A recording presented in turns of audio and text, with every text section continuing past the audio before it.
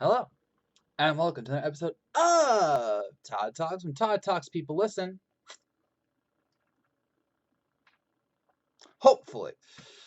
That's right. Today, we have a very fun matchup to talk about. We have Johnny Cage from Mortal Kombat versus Captain Falcon from the F-Zero franchise.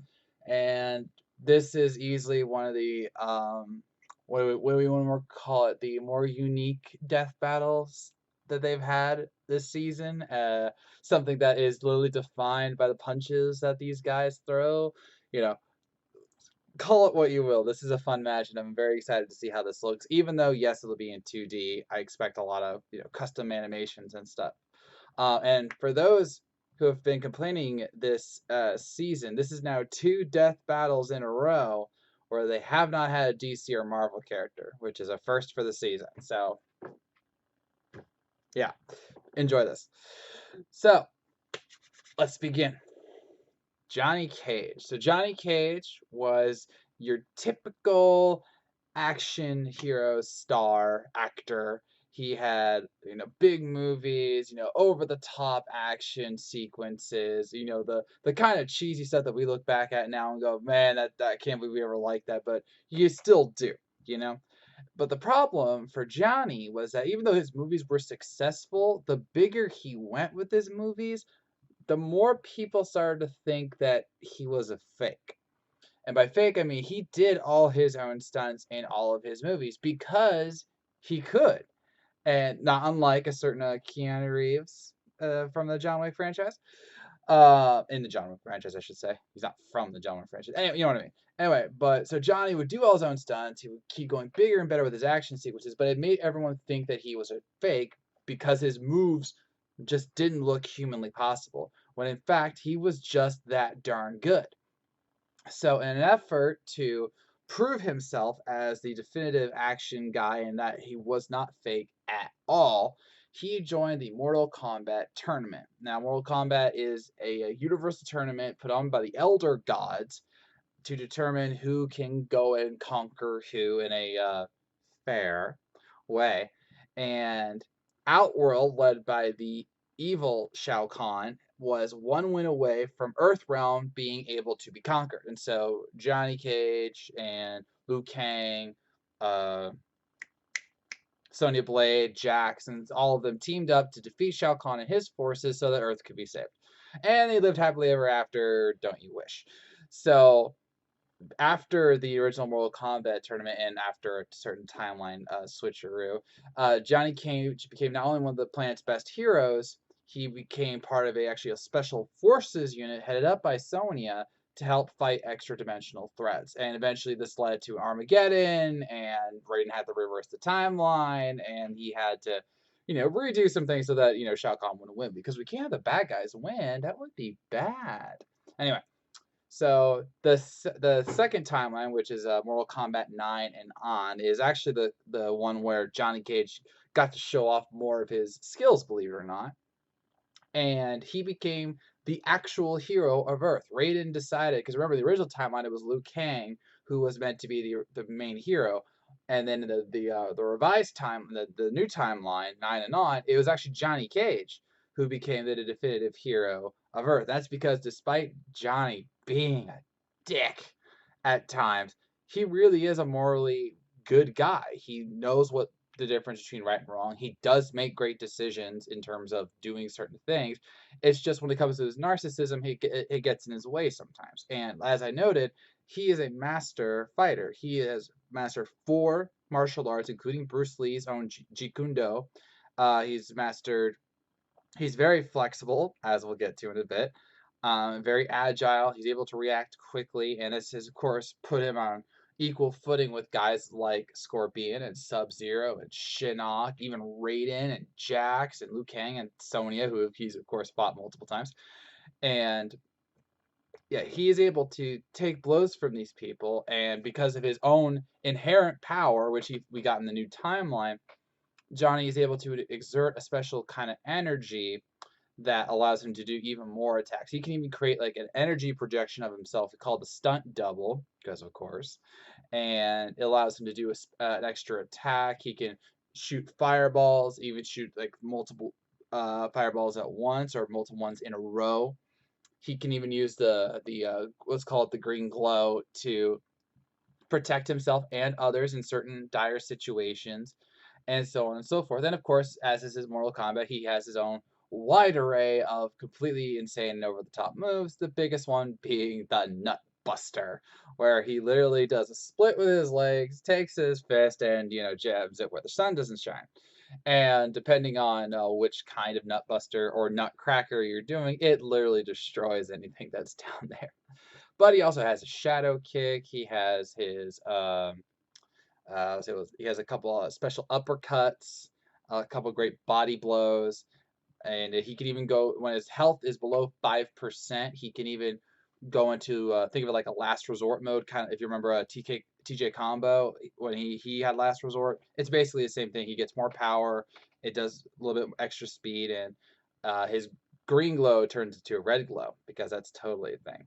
Anyway, over the course of his very interesting Mortal Kombat career, he has defeated all sorts of bad guys and good guys. He's fought and beat Liu Kang. He has fought and beat Sonya.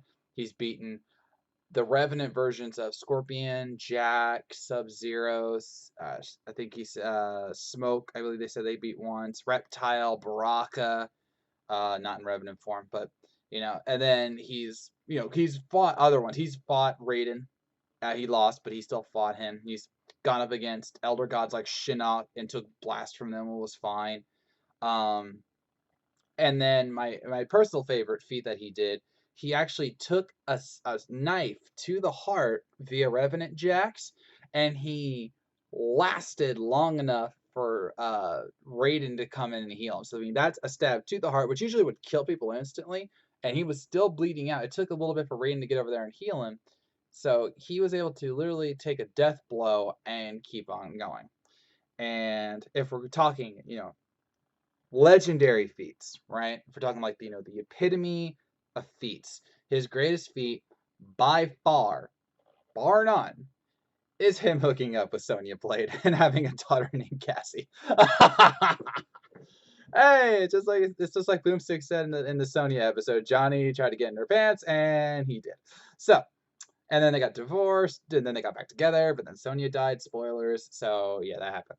But all in all, Johnny Cage is a fierce warrior, and he is a nice guy. He knows when to do things the right way. And in fact, it's actually stated that he's one of the few Mortal Kombat characters that will not inherently go for a kill. He does not believe in killing, but he'll do it because of Mortal Kombat and for various other reasons. But it's not in his nature to want to kill, which I find kind of cool, actually.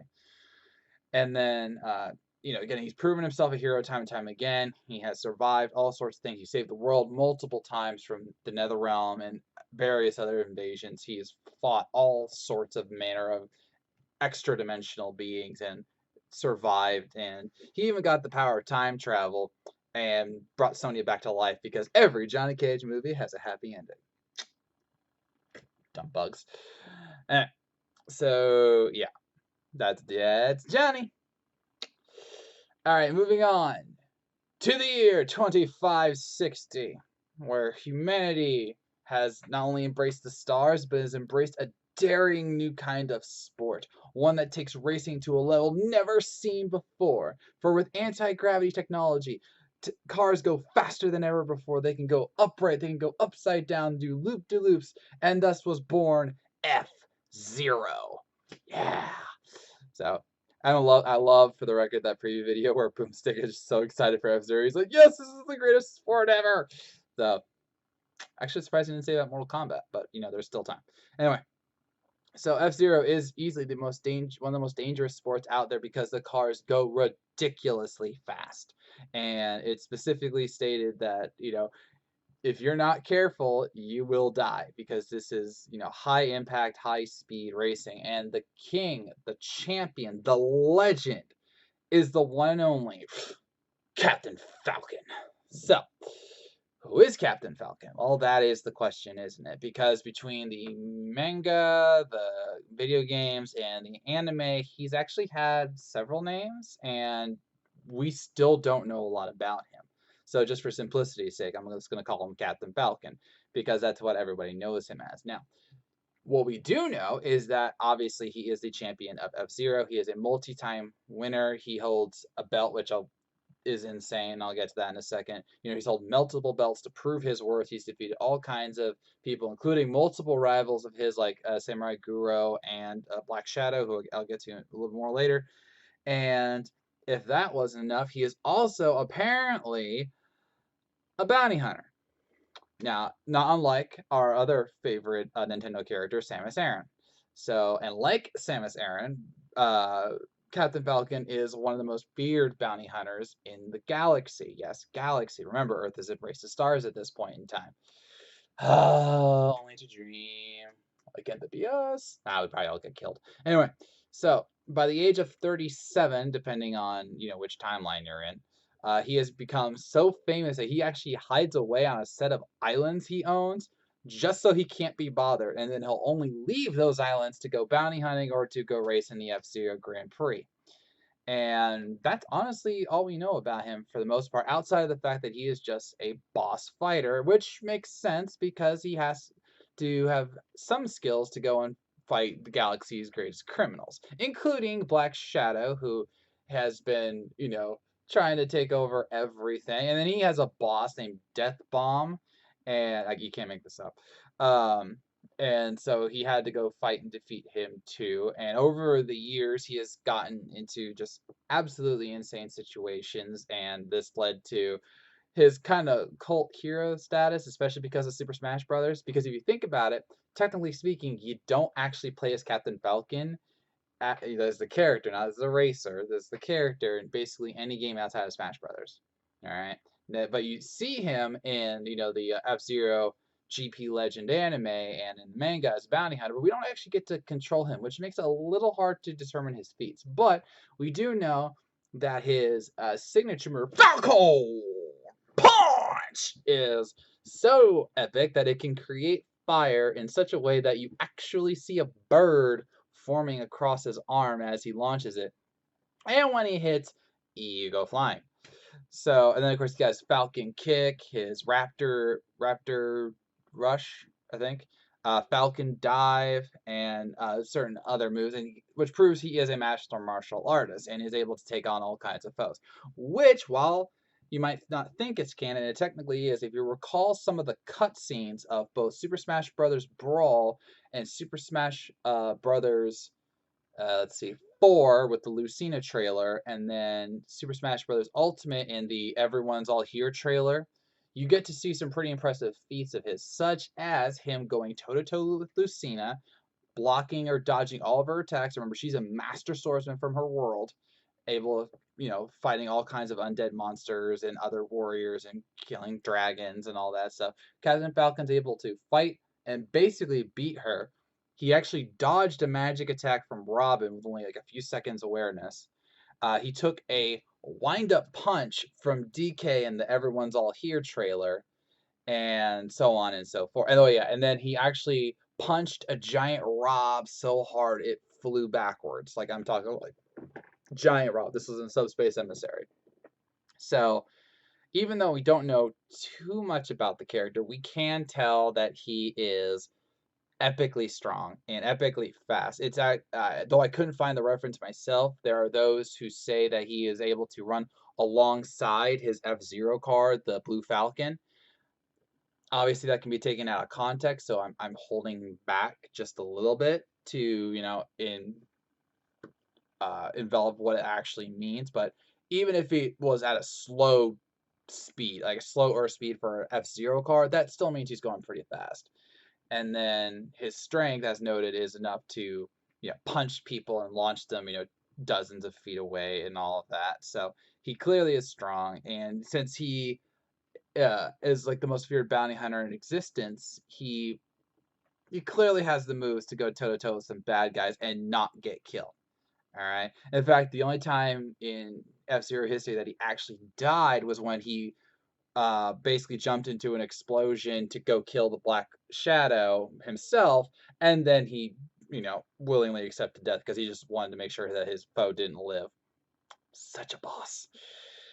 All right, so This is actually a rather tough one to decipher because we know inherently that Mortal Kombat characters are stronger than just about any other human-esque characters out there because of the test your might skill level, which is, if you recall, there was a mini game where you actually had to destroy a titanium. It was either an anvil or a monument. It just depends on the game, but basically it implies that they have the striking power of, like 76,000 pounds of force or something like that. And so that's very impressive. And usually that would be enough to defeat a guy like Captain Falcon. But I'm not so sure because his Falcon Punch, it's hard to measure. And even some of his other moves, you don't exactly know how much power they have, but you know that they hurt. What's more, in the anime, which everyone is talking about because of, something, something, something, um, he does a Falcon Punch that appears to blow up a galaxy. That's not exactly what happens, but the Falcon Punch he does do basically eviscerates his rival, the Black Shadow. Sorry about that. He uses his Falcon Punch to kill Black Shadow, which is now strong enough to not just emit fire but lightning. And yeah, it's something I look forward to them determining whether it does blow up a galaxy, because if it does blow up the galaxy like they inferred it did in the anime, I don't think it did, but if it did, yeah, he's stronger than Johnny Cage. Now, that being said, he is most definitely as skilled as Johnny Cage. Okay, so Johnny Cage has the four martial arts plus his own techniques. Captain Falcon is a master martial artist himself, as we've seen in all the trailers and the Smash Bros. Trailers that he's in, and his own gameplay. He's incredibly agile, just as flexible as Johnny, if not more. So I actually put them about the same. However, I would actually give reaction speed to Captain Falcon. Here's why. F-Zero races go hundreds and hundreds of miles an hour in anti-gravity with a bunch of cars allowed to do full contact on you. And Captain Falcon has beaten everybody without fail, including Black Shadow, Death Bomb, and I kid you not, the creators of the Gosh Dang universe. Because apparently in the G1 Grand Prix, there are two belts, and each belt actually contains an entity of the universe in regards to light and dark. And then if you actually get both belts, they fuse together to give you the power to basically remake the universe as you would. So naturally, Captain Falcon got that, and then he kept defending the belt so that no one else would get it, and he never lost it. So take that as you will. So this is complicated, and then let's talk experience, because that's another interesting factor. You would think that because of two timelines and fighting, all sorts of interdimensional beings, that Johnny would be the better fighter here. However, the more experienced fighter here. But Captain Falcon's a bounty hunter. And it's specifically stated that by the time he was 37, he was the most feared bounty hunter in the galaxy for the most part. So much so that he would use his Captain Falcon identity to make sure that people didn't come after him because they didn't know who he was. It's complicated. Anyway, so that means that at the very least, Captain Falcon has been doing bounty hunting just as long as he's been doing racing, if not longer, and that means, he's probably as experienced as Johnny Cage as well. So it's tricky. So I'm going to break kayfabe a little bit, and I'm going to say that as a Nintendo fanboy, I am picking uh, Captain Falcon. I know that Mortal Kombat actually has this incredibly long winning streak, not unlike DC Comics. I don't even remember the last time a Mortal Kombat character lost. I'm pretty sure it was actually Shang Tsung all the way back in season 1, because since then, Scorpion, Sub-Zero, Shao Kahn, Sonya Blade, um, okay, Raiden lost. Okay, Raiden lost in season 1 too. Okay, so Raiden was the last loss. Then we had Scorpion, Sub-Zero, Sonya. Ooh, that sounds like the Mortal Kombat song. They're on a good win streak, and I think it would seem to be that Johnny Cage is set up for the win. But because of the anime nature of things, it's just hard for me to think that this anime does not have something that proves that Captain Falcon can freaking kill Johnny Cage. Now, if I'm wrong, I will take the hit, and I'm okay with that. But there's just something telling me that whether it's that Galaxy Falcon punch, his reaction speed in the F-Zero races, which as we saw in Mario Sonic, reaction speed is very important, and his own raw power, which, for the record, remember when I told you about the DK wind-up punch? Do recall that that wind-up punch was enough to punch a moon out of orbit, okay, and sent it crashing down to Donkey Kong Island. So Captain Falcon took that punch and flew and was okay. Now you could say, oh, but that's Smash Brothers. Still, also because Smash Brothers is counted as a canon reference, as we've seen in Kirby and Luigi and Star Fox, that means that he can summon his bird, the Blue Falcon, at any time, which could give him an extra edge in the fight. So, with all that being said, and the mystery element of that anime, and again the Galaxy Falcon punch, I am picking Captain Falcon to win this fight. Yeah, I know it's not popular, but that's who I'm picking. So, with that, I am ending this episode of Todd Talk. Who do you think will win in the battle of the overpowered celebrities? And how do you think the battle will look? Because I'm really hoping this looks good. It's going to be fully voice acted, but I mean, I'm really hoping for good looks here. So let me know in the comments below, and of course, let me know your pick. So I thank you for watching. If you made it this far, I know you were listening, and I'll see you around.